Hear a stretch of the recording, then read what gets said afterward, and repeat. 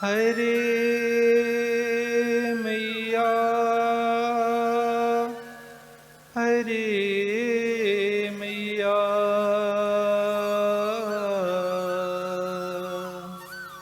काली मैया हरे हरे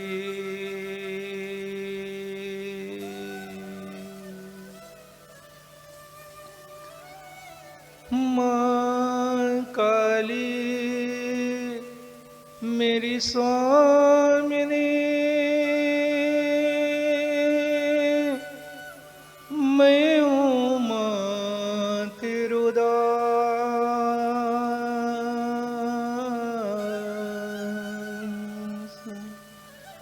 जन्म जन्म मुहि दीजियो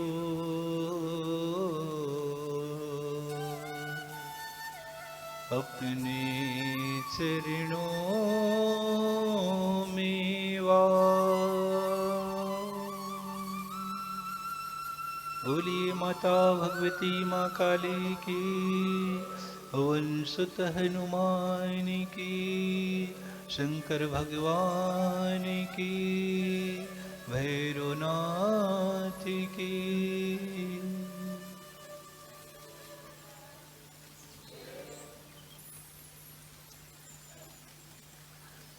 बंधुओं,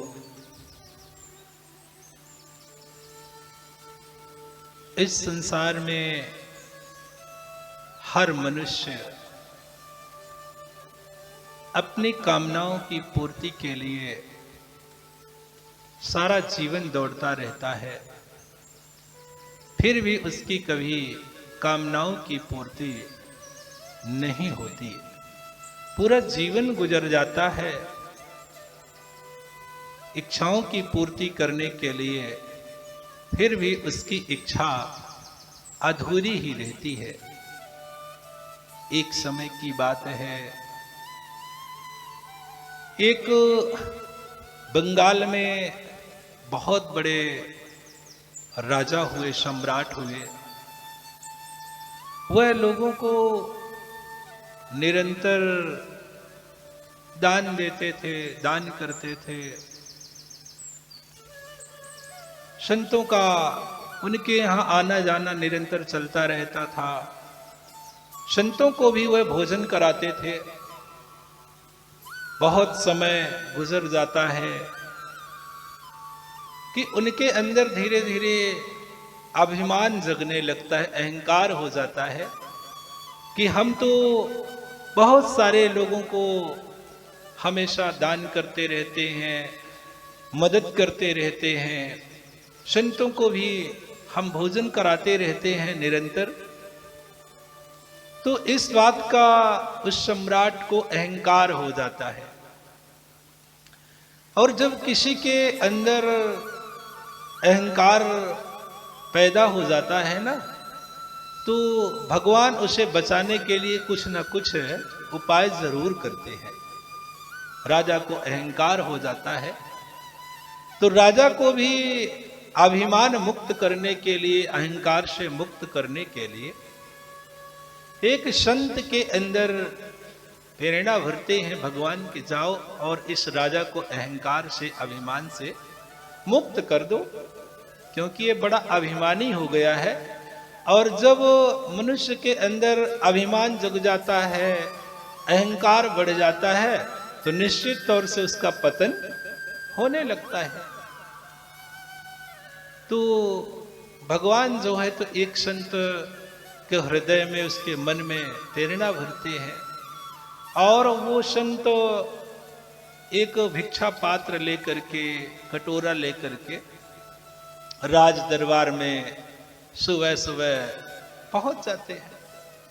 संत के पास तो देखने में कुछ था नहीं, केवल लंगोटी लगाए हुए थे और हाथ में वही भिक्षा पात्र था, कटोरा था। राज दरबार में जाते हैं और कहते हैं कि मैं बहुत दिनों से भूखा हूं, आज तक इस दुनिया में कोई हमारे इस कटोरे को भरने वाला मिला नहीं आज तक, इसलिए राज दरबार में आया हूं।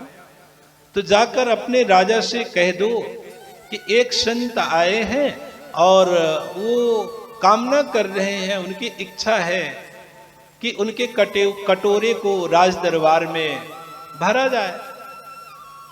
मंत्री जैसे सुनते हैं तो कहते हैं कि महाराज, इसमें राजा की आवश्यकता क्या है? हमारे महाराज ने तो खुला दरबार रखा है, आपको जितना चाहिए, आपके कटोरे में जितना आ सके उतना हम आपके कटोरे में खुद भर दे रहे हैं। आप जिससे कहें, खीर से कहें, पूड़ी से कहें, सोना चांदी, आटा चावल दाल, जो भी आपको जरूरत हो आप आदेश करिए, हम उसी से आपका ये पात्र भर दे रहे हैं। और आपका पात्र है भी कितना बड़ा, अरे विचार कीजिए, कटोरा तो कटोरा ही होगा, ज्यादा लंबा चौड़ा तो होगा नहीं, है ना, छोटा सा कटोरा। तो मंत्रियों ने कहा कि महाराज, इसमें राजा की कोई जरूरत नहीं है, ये तो राजा ने हम लोगों को आदेश दिया है कि जितने भी साधु संत आए, जो भी आए दरबार में, तो उनको कभी खाली हाथ वापस मत जाने देना। महाराज आप आदेश करिए, भरना किस चीज से है? तो संत जी कहते हैं कि मंत्रियों, ये कटोरा तो हम केवल राजा के हाथ से ही भरना चाहते हैं, भरवाना चाहते हैं, बाकी और किसी से भरवाना नहीं चाहते, क्योंकि हमने पूरा देश भ्रमण कराया, आज तक हमारे इस कटोरे को किसी ने भरा नहीं। हमने सुना है कि आपके महाराज सम्राट हैं और वो निश्चित तौर से हमारे कटोरे को भर सकते हैं, क्योंकि वो हमेशा दान देने रहते हैं, दान देते रहते हैं, लोगों की मदद करते रहते हैं। तो हम यही कामना लेके आए हैं, इसलिए आप लोग जाइए और अपने महाराज को बताइए कि हम उन्हीं के हाथों से दान लेंगे, अपने कटोरे को भरवाना चाहते हैं। ऐसा सुन करके मंत्रियों को थोड़ा लगा कि ये बड़ा विचित्र साधु है, अटपटा साधु है। अरे जब महाराज ने हम सबको आदेश दिया है तो फिर हम लोग क्यों नहीं भर सकते हैं? हम लोग भी तो भर सकते हैं, राजा का आदेश है। लेकिन मंत्री संत के डर से कुछ कह नहीं रहे थे, क्योंकि उनके आंखों से, उनके चेहरे से एक अलग ही तेज निकल रहा था। तो डर के कारण, संकोच के कारण मंत्री जाते हैं राजा के पास, उनके चरणों में निवेदन करते हैं और कहते हैं कि महाराज, अपने द्वार पर एक संत का आगमन हुआ है, साधु का आगमन हुआ है, जो पूरी तरह से निर्वस्त्र है, केवल उनके पास एक लंगोटी है और लंगोटी के साथ साथ वो हाथ में एक भिक्षा पात्र लिए हैं, कटोरा लिए हुए हैं। उनका विचार है, उनकी इच्छा है कि राजा के हाथों से ही हमारे इस कटोरे को भरा जाए, ऐसी वो याचना कर रहे हैं। तो महाराज, आपका जो आदेश हो तो बताइए, तो हम जाकर संत जी को बता दें। महाराज सुनते हैं कि कोई संत का आगमन हुआ है और राजा भी धर्मात्मा थे, ऐसा नहीं है, धर्मात्मा थे। उन्होंने विचार किया कि नहीं, संत जी यदि हमारे द्वार पर आए हैं और हमारे हाथों से यदि वो भिक्षा पात्र भरवाना चाहते हैं तो हमारा सौभाग्य है, निश्चित तौर से हम चलेंगे और उनका भिक्षा पात्र भर देंगे। वह चाहे जिससे भरना चाहेंगे उससे भर देंगे। जाओ बता दो कि इंतजार करें, हम आ रहे हैं। मंत्री वहां से आते हैं, संत जी से निवेदन करते हैं कि राजा साहब का आगमन हो रहा है, बस 2 मिनट 2 घड़ी आप इंतजार कीजिए, कुछ ही क्षणों में राजा का आगमन आपके पास हो रहा है। संत जी अपना भिक्षा का पात्र आगे किए हुए खड़े हैं। राजा का आगमन होता है, राजा संत को प्रणाम करते हैं और हाथ जोड़कर निवेदन करते हैं कि महाराज आदेश कीजिए, क्या करना है हमें। संत वही बात रखते हैं कि राजन, हमने पूरा देश भ्रमण किया है, लेकिन आज तक हमारे इस कटोरे को किसी ने भरा नहीं है, कोई नहीं भर पाया है आज तक हमारे इस कटोरे को। हमारा विचार है कि आप तो बड़े दानी हैं, हमेशा दान देते रहते हैं, लोगों की मदद करते हैं, साधु संतों की सेवा करते हैं, तो हमारा विचार यही है कि आपके हाथों से आज हमारा यह कटोरा भर जाएगा तो अति उत्तम होगा, बड़ी अच्छी बात होगी, हम भी आपको बहुत आशीर्वाद देंगे। पर विचार हमारा यही है। राजा कहते हैं कि महाराज आपके इस कटोरे को, इस छोटे से पात्र को भरने में देरी किस बात की है? छोटा सा पात्र है, निश्चित तौर से आपका यह कटोरा राज दरबार में भर दिया जाएगा।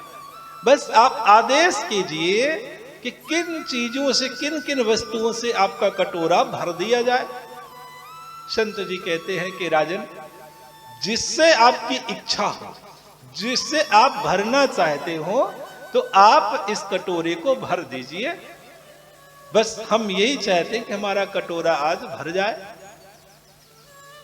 ऐसा सुन करके राजा अपने खजांची को, माने जो भंडार गृह का मालिक होता है, धनकोष का मालिक होता है, खजांची को आदेश देते हैं कि थाल में स्वर्ण मुद्राएं, जो सोने के सिक्का चलते थे, स्वर्ण मुद्राएं लाई जाए और आज हम संत का जो कटोरा है स्वर्ण मुद्राओं से भर देंगे। खजांची तुरंत राजा का आदेश, दौड़ करके जाते हैं खजाने में और एक थाल भर करके, जितना बड़ा उनका कटोरा था उससे 2 गुना थाल में स्वर्ण मुद्राएं मंगाई जाती है, सोने के सिक्के मंगाए जाते हैं और राजा हाथों में अपने थाल लेकर के सोने का सिक्का उठाकर उनके पात्र में डालना शुरू कर देते हैं। डालते डालते थाल के पूरे सिक्के समाप्त हो जाते हैं, फिर भी उनका कटोरा नहीं भरा जाता, नहीं भर पाया। फिर राजा आदेश देते हैं कि और सोने के मोहरे लाए जाए, सोने के सिक्के लाए जाए। खजांची फिर दौड़ते हैं, दूसरी थाल में सोने के सिक्के लाए जाते हैं। फिर राजा अपने हाथ में थाल रखते हैं और कटोरे में सिक्का डालना शुरू कर देते हैं। इस तरह से करते करते करते राजा का पूरा कोष खाली हो जाता है, फिर भी वो कटोरा नहीं भर पाता। अब राजा कहते हैं कि सोने की वस्तुएं तो समाप्त हो गई हैं, अब ऐसा करो कि जितना महल में रहने वाले व्यक्ति हैं, महिलाएं हैं, चाहे वो रानी हो या दासी हो, सभी जितने सोने के आभूषण पहने हुए हैं, क्योंकि हमें इनके कटोरे को सोने से ही भरना है, तो जितना महल में पहने हुए हों लोग, महिलाएं, चाहे वो रानी हो या दासी हो, सभी के स्वर्णों के आभूषण उतरवा करके लाया जाए। राजा का आदेश, तुरंत सैनिक मंत्री जाते हैं, महल में जितने लोग सोने के आभूषण पहने रहते हैं तो उन सब को उतरवा करके लाया जाता है, कटोरे में डाला जाता है, फिर भी वह कटोरा खाली का खाली ही रह जाता है। राजा अचंभित होने लगते हैं, चकित हो जाते हैं यह स्थिति देख करके। फिर भी अभिमान तो था ना कि हम कटोरा भर लेंगे, कटोरा कितना बड़ा, छोटा सा कटोरा है, निश्चित तौर से भर लेंगे। आभूषण डालने के बाद भी जब वह कटोरा नहीं भर पाता, तब राजा अपने खजांची से कहते हैं कि अब सोने से तो नहीं भर पाया, लेकिन शायद चांदी की वस्तुओं को डालने से यह कटोरा भर जाए। अब चांदी का नंबर आता है, चांदी भी वही थाल में भर भर के लाई जाती है, लेकिन कटोरे में जैसे ही डालते हैं तो ज्यों का त्यों वो कटोरा खाली का खाली रहता है। राजा अब तो चकित होते जा रहे, दंग होते जा रहे हैं। चांदी भी समाप्त हो जाती है, सोना भी समाप्त हो जाता है। तब राजा अन्न से भरने का प्रयास करते हैं, अन्न भी उनके खजाने का, उनके कोष का सब खाली हो जाता है। अंततः उनका कटोरा भर नहीं पाया। राजा हार जाते हैं और संत के चरणों में दंडवत प्रणाम करते हैं कि महाराज, आपका ये कटोरा कोई साधारण कटोरा नहीं है। बस आपसे हमारा एक ही निवेदन है कि आप हमें इतना बता दें कि एक कटोरा किस धातु का बना हुआ है। हम जानने की इच्छा है हमारी, पर आपके कटोरे को तो भर नहीं पाएंगे। बस हमारी अंतिम इच्छा है, जिज्ञासा है कि हम आपके इस कटोरे को जान ले कि किस तरह से, किस धातु से बना हुआ है। हमारी इच्छा है जानने की। संत तो दयावान होते हैं, संत हृदय नवनीत समाना। अहंकार नष्ट हो गया, बस इसी के लिए तो वो गए ही थे। जब राजा उनके चरणों में प्रणाम करते हैं, दंडवत प्रणाम करते हैं, तो संत उसे उठा लेते हैं और कहते हैं, राजन, ये किसी धातु से नहीं बना हुआ है। कटोरे को पलटा करके दिखाते हैं और कहते हैं कि राजन, ये किसी धातु से नहीं बना हुआ है, ये तो शमशान घाट से मनुष्य की खोपड़ी है। ये मनुष्य की खोपड़ी है। राजन, इस खोपड़ी में चाहे जितने धन संपदा डाल दीजिए, कभी भरने वाला नहीं होता, कभी ये भरा नहीं जा सकता। आज समाज में भी देखिए, लोगों के पास कितना धन है, कोई गणना नहीं, कोई गिनती नहीं। अरबपति खरबपति लोग हैं इस संसार में। एक गाड़ी नहीं, 2 गाड़ी नहीं, 10 गाड़ी है। फिर क्या उनका मन शांत है? नहीं शांत है ना। तो इस खोपड़ी के अंदर जो बैठा है, जिसका नाम है मन, मन ये बड़ा चंचल होता है भैया, और इस मन की इच्छाओं की पूर्ति कभी नहीं की जा सकती। चाहे आपके पास जितना हो जाए, वो कम ही रहेगा, और यही दुखों का कारण है। तो कहने का भाव है कि हम सब अपने मन को अपने नियंत्रण में लाने का निरंतर प्रयास करना चाहिए। तभी हम लोग अपने जीवन को सफल और सार्थक बना सकते हैं।